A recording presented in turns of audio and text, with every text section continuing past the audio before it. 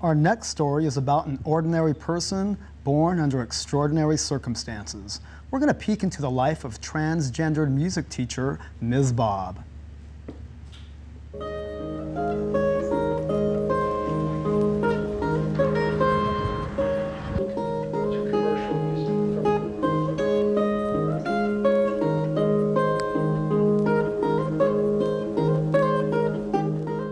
Most of the students like her or like him. Miss Bob, he is a wonderful and a professional instructor in City College. I think one of the best. Professionally, I'm a teacher. I teach music at City College. I teach sound design for theater at San Francisco State. At City College, I also have the position of Transgender Outreach and Advocacy Coordinator, and I was born in Philadelphia, the city of brotherly love. People define themselves uniquely. The main distinction for me is that there's one large group of transgender people who have a bi-gendered nature. They may prefer one or the other, but they are able to function in society as male or as female. Then there's people who definitely very strongly identify with the gender that is not their birth gender. If they're born men, they identify as a woman. If they're born as a woman, they identify as a man. And if you identify that way and you live that way, if you really, if I were to be living as a woman and present myself every day as a woman and ask people to call me use feminine pronouns and have a feminine name and a driver's license that says F instead of M, that to me is a transsexual. That's someone who has transcended the normal, their birth gender and is living in the other gender. To me, whether that person has taken hormones or had surgery is not what makes them a transsexual. It's not your medical status that makes you a transsexual. It's the desire inside of you. It's who your identity is. And if you have that strong identity, whether you actually go to a doctor about it or not, that's kind of beside the point. Ever since I saw the movie Trans-America, I've been worried about my lipstick because they make a point in Trans-America that Bree, the transsexual, always has her lipstick on messy. And so I don't want to give transgender women a bad name by having messy lipstick. I think it's great for the character in the movie, but this is not a movie. This is my life. At first, because I didn't know, I was going, oh really? You cross-dress? That's their preference. My Lord, I don't have a problem with it.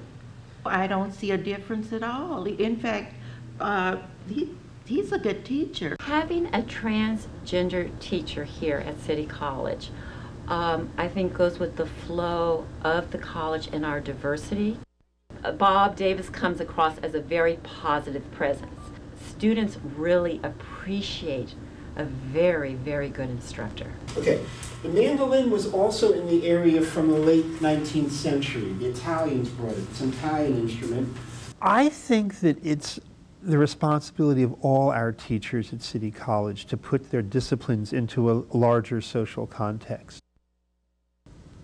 There's one thing I think I can bring to my students by being out and comfortable with my transgender persona. And I think that I hate to say, I hope this doesn't sound like a cliche, but tolerance, and also that the notion of diversity is broader than just race. That's really a very, pardon the expression, monochromatic view of diversity. Diversity has to do with not just the color of your skin, but national origins, religion, and lifestyle is a type of diversity. You have to be inclusive of people who have very different lifestyles. I mean, I think having a transgender teacher has kind of affected me in a number of different ways. I mean, I've definitely known many gay people, but not transgender, and was like as open as Miss Bob Davis is. And he's teaching me a class that I'm really into. I have a lot of hopes for the transgender community and for transgender acceptance. Less than a month after Gray Davis, who was then the governor, had signed a bill protecting the rights of transgendered people in employment and housing. And I said to myself, well, I'm going to take advantage of that new law. And so when I was presented to the Board of Trustees, I asked for a few minutes to talk, and I came in drag. I think a lot of transgender people don't realize that they can't be fired for being transgendered in California, that they can't be denied housing for being transgender, that they can't be denied access to public schools in California for being transgender. And I really think the legislation's in place, and there's a time now when we need to educate the community. I feel like I'm on some kind of a mission, and it's a mission that I don't even know if I'll ever know if I've made any difference or any success. But you have to be in love with the process of meeting these people, trying to get them here, connecting them with counselors, connecting with financial aid officers, and then you see what happens. We want to thank Ms. Bob for inspiring us all to be ourselves. It's great that the students love and respect Ms. Bob. The tolerance of the student population is a reflection of its diversity and its age range. Did you know that the average student age here is 36 years old? Well, I'm curious, Jody, if they draw the line at 36, what side of the line are you standing on? All I'm going to say is I'm a little farther to the left than you, Tobias. What do you say? I say you can catch Idtv on Wednesdays at 1:30 p.m. and Thursday nights at 10 o'clock. On future shows, you'll learn about the Community Music Center and an elementary school teacher that inspires his kids through Afro-Caribbean dance, and more. I hope you learned something new today, and I hope you were inspired. At least until next week. Thank you for tuning in to Idtv. I'm Tobias Medina. And I'm Jody Yvette. Take care. Bye-bye, everyone. Bye.